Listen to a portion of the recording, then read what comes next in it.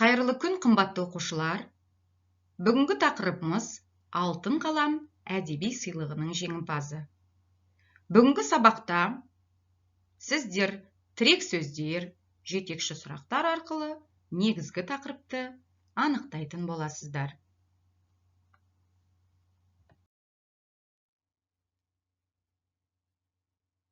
Сабағымызды лексикалық минимум жаңа сөздерден бастайық.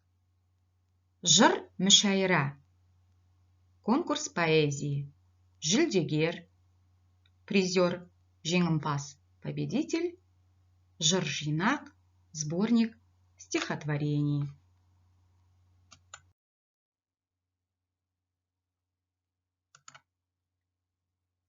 Енді осы жаңа сөздердің тыңдап, қайталап, сөйлемдегі орын тәртібін көрейік. Жыр мүшайраға қатысушылар көп. В конкурсе поэзии много участников. Жүлдегер болды. Стал призером. Байқаулардың жеңімпазы. Победитель конкурсов. Арманымның бейнесі атты жыр жинағының авторы.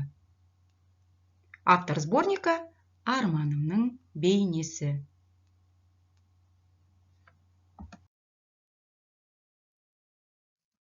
Мәтін аудармасына назар сал. Калкаман Сарин родился в 1978 году 2 января в Восточно-Казахстанской области в районе Абай в селе Архат.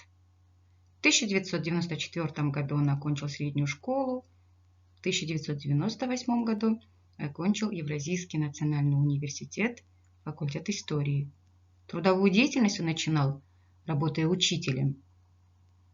Калкаман Сарин – призер международных республиканских конкурсов поэзии, лауреат фестиваля «Шабыт», победитель литературного конкурса «Алтын қалам», лауреат Государственной молодежной премии «Дарын». Он автор сборника стихотворений «Арманымның бейнесі». Также он является автором известных песен, как «Қызыма», «Күзгі бақ», «Жібек сезім».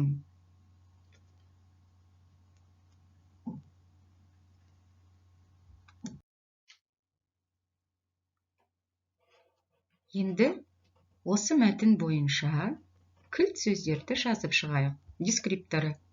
Мәтінді түсінесіздер. Жаңа сөздерді танисыздар. Кілт сөздерді таба аласыздар. Тексеріп көрейік.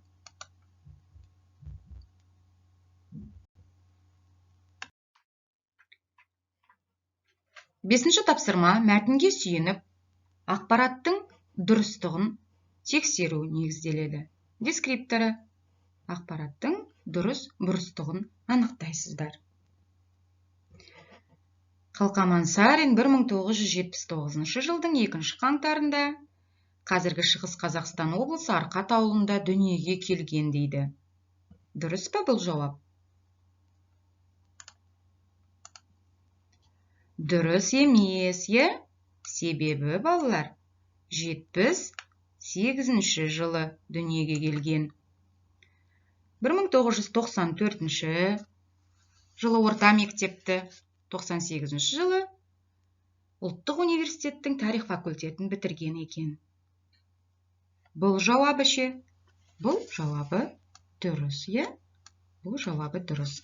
Еңбек жолын инженер болудан бастаған дейді. Инженерліктен бастап бет балалар? Жоқ.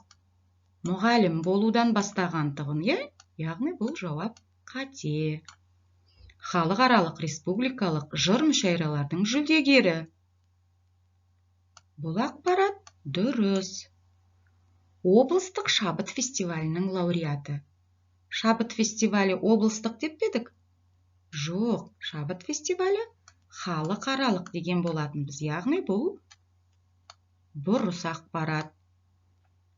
Ел ішінде кеңінен танылған Қызыма, Күзгі бақ, Жібек сезім және тағы басқа әндердің мәтінін жазған.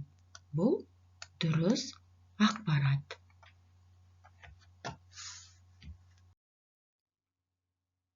Алтыншы тапсырманың дескрипторы. 4-6 сөйлем құрастырасыз диаграмма бойынша. Сын есімдерді пайдаланасыз, жаңа сөздерді қолданасыз.